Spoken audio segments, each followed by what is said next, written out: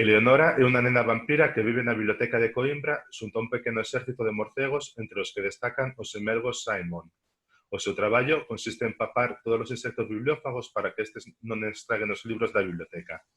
Eleonora non gusta dos humanos, encántalle ler e facer trasnadas a Tina, a bibliotecaria, sen que esta se decate da súa existencia. Ata que un día, unha improvisada invasión pon todo patas arriba. A verdade é que eu non cheguei nunca a ver a Eleonora en Coimbra, pero sí que é certo que na Biblioteca Joanina da Universidade de Coimbra viven morcegos para combater os insectos bibliófagos. Eles son os verdadeiros guardiáns dos libros da institución.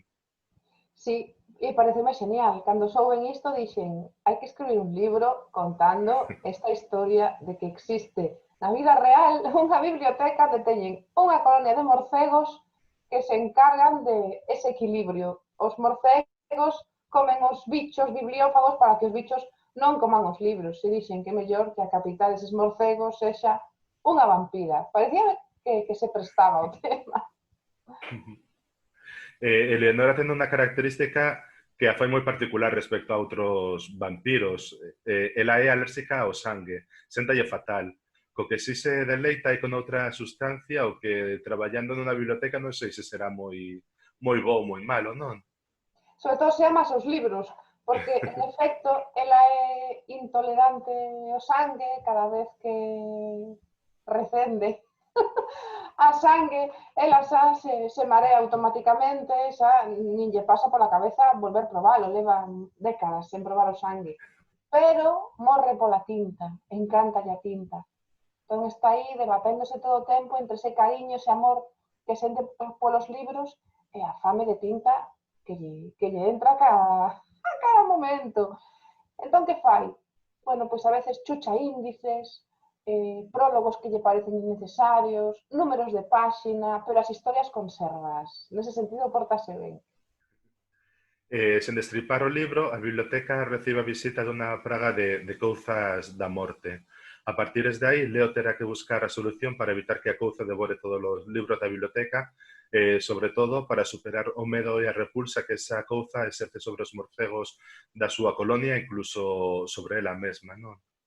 Sí, seguro que case todo o mundo lembra ese cartel da película de El silencio de los corderos, que nunha das súas versións había unha imaxe onde aparecía unha desas couzas da morte que ten unha caveira debuxada no lombo, parece unha caveira.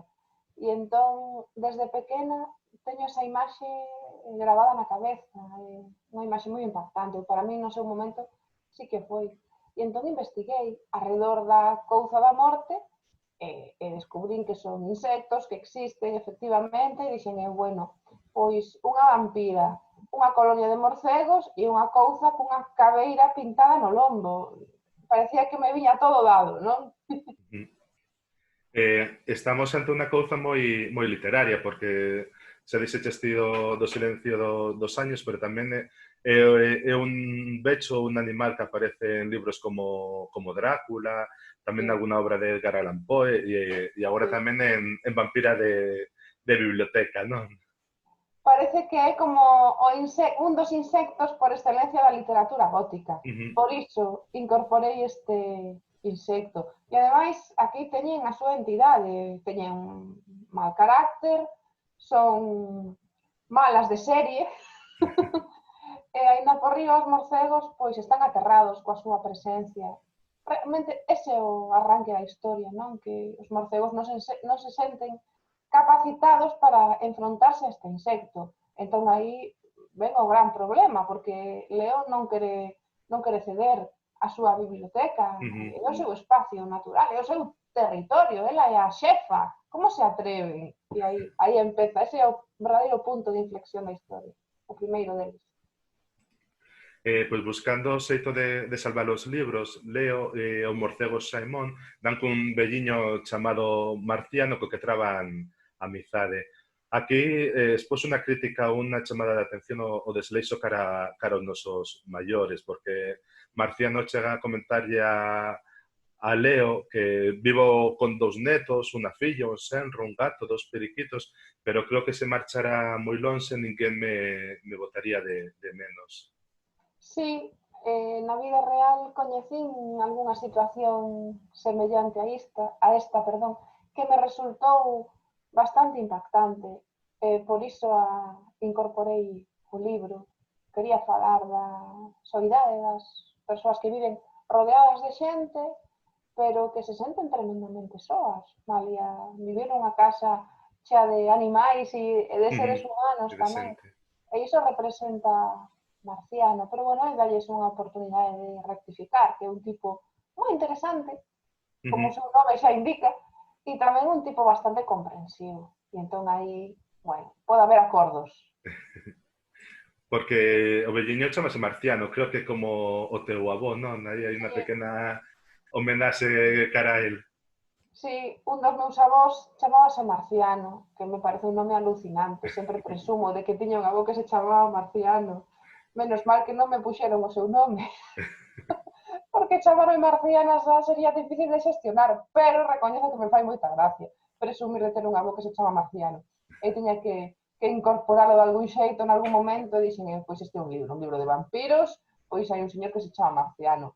E ademais que lle gustan moitísimos aguacates.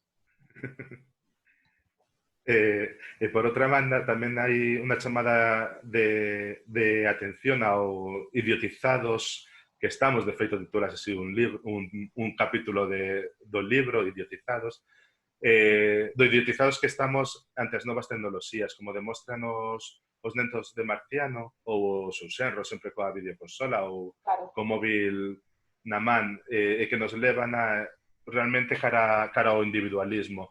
Xa non cazamos grilos, pescamos, subimos mercar las peiradas, láiase ante os netos o avó. Máis tocar o mundo coas mans, vaya, eso que parece que estamos esquecendo un pouco. Sí, claro, son de xeracións completamente distintas. Marciano é un home da terceira idade, e os nenos son fillos, ademais, dun home que está pegado ao móvil permanentemente. Entón, que van facer os nenos? Pois estar pegados a unha pantalla. Entendo que o rol que adquiren porque é o que ven na casa. Iso a Marciano non lle gusta nada. Os nenos parece que esquecen o contacto humano prácticamente, sempre falan a través dunha pantalla ou un cacharro na man. Eu que son super fan dos videoxogos, adoro os videoxogos, pero tamén teño visto isto e non me gusta. Non me gustan, tampouco me gustan os pais e as nais que lles din aos fillos non podes estar todo o día coa pantalla cando eles sí están pegados á pantalla. Entón isto máis é unha crítica, non? Máis as nais e os pais máis que os fillos, porque creo que os fillos o que fan é imitar, simplemente imitar. E neste libro tamén o que fan é imitar. O pai está enganchado ás redes sociais, sempre buscando esa foto perfecta para colgar nalgúna rede e conseguir os likes dos amigos, porque iso o alimenta. E entón, claro, que van facer os nenos? Pois o mesmo, exactamente o mesmo. E o humor ten unha grande importancia nos teus libros destinados ao público infantil. A verdade é que Eleonora é unha vampira moi punky, irreverente, transgresora. Eu hei de confesar que rin moito lendo este libro, sobre todo na pasase esa que acontece na casa de Marciano coa súa familia. É realmente moi divertido. Aquí entra o riso como parte do xogo, e a lectura non deixa de ser un xogo para o lector, non? Bueno, para min o humor é imprescindible na vida, pero tamén é imprescindible na literatura infantil, que aí é como ese terreno no que eu me podo expresar a través do humor. E escribo porque eu paso ben escribindo. Me encanta escribir libros infantís porque me sorprendo a mí mesma rindo diante do ordenador. Tamén enganchas os nenos e as nenas a través do humor. A mí me parece imprescindible o humor na literatura. Logo, iso vai se perdendo. É difícil atopar un libro para persoas adultas onde o humor estea presente e estea ben tratado. Pero, para min, literatura infantil e humor son un binomio inseparable. Gozo moito construindo libros e contando chistes e lanzando bromas entre nos diálogos. Iso aliméntame, o humor aliméntame, alimenta os meus libros. E creo que iso logo tamén se transmite ao lector, porque iso, eu pasei no señal lendo este libro. E non imos contar como remata esta vampira de biblioteca, pero sí que podemos dicir que ten moito de canto de amor aos libros, a lectura e ás bibliotecas. Eleonora confesa que para ela os libros da súa biblioteca é o tesouro máis valioso. Sí, aí está un pouco a miña voz, a voz autora. Eu, claro, amo os libros. E valoro moito ter unha biblioteca surtida, variada, encantanme os libros en papel, os libros obxecto, e Eleonora igual, de feito é a guardia desa biblioteca e está custodiando para ela un verdadeiro tesouro, e para min os libros tamén o son, o que non quita que poidan convivir co digital. Poden e deben, ademais, iso é así. Pero eu, que lle vou facer? Son un amante do libro en papel. Papel. Sí. Soño con ter unha casa enorme cunha biblioteca xigante, que sexa a estancia máis grande de toda a vivenda. Non sei se algunha vez o lograrei e conseguirei quitar caixas do rocho que teño ali cheas de libros. Algún día, ese é o meu objetivo. Ter unha gran biblioteca. Seguro que sí. Vampira de Biblioteca está ilustrada por Víctor Rivas, un dos nosos mellores e máis recoñecidos ilustradores. Un ilustrador a quen lle cae moi ben este tipo de ilustración, tirando o gótico como no caso de Escarlatina. Sí, pareceume como a continuidade. É un libro onde volvo traballar o tema do humor macabro, é unha novela infantil gótica e dixen, bueno, parece que o universo de Escarlatina funcionou ben, creo que Víctor podía ser, pensei, o ilustrador perfecto tamén para unha obra de vampiros e así foi, estou moi contenta co resultado. Porque no tema de ilustración, non sei se escolles ti os ilustradores que van traballar nos teus libros ou propós ti os ilustradores que van traballar nos teus libros ou é unha cousa da editorial? Porque tamén chama un pouco a atención que todos estes temas como, pois iso, máis gótico, que con mortos, con vampiros, sesa, por exemplo, Víctor Rivas e outro dos teus libros sesan outro tipo de ilustradores. De todos os xeitos, iso, a Víctor este tipo de libros acaille a perfección e o traballo de ilustración tanto en Escarlatina, en Esmeraldina ou nesta Vampira de Biblioteca é un traballo magnífico. Sí, sí que lle cae ben. Foi unha proposta miña, parecíame que... Pero aí conectei moi ben coa editora, porque casi o propuxemos ao mesmo tempo. Foi aí un momento de conexión que tivemos as dúas. Díxome, bueno, eu creo que Víctor era perfecto para Vampira de Biblioteca. Eu dixen, alegrome que mo digas, porque eu que tiña na cabeza e o que che ia propoñer. Eu, desde o momento de estar escribindo o libro, xa me parecía que era un libro que se lle podía ofrecer a él. E, no, eu sempre acepto opcións, que me digan e que me propoñan, pero tamén recoñezo que eu son unha gran seguidora do mundo da ilustración e sempre teño nomes na cabeza e eu tamén fago as miñas propias sugestións e logo sempre chegamos a acordos, por suposto.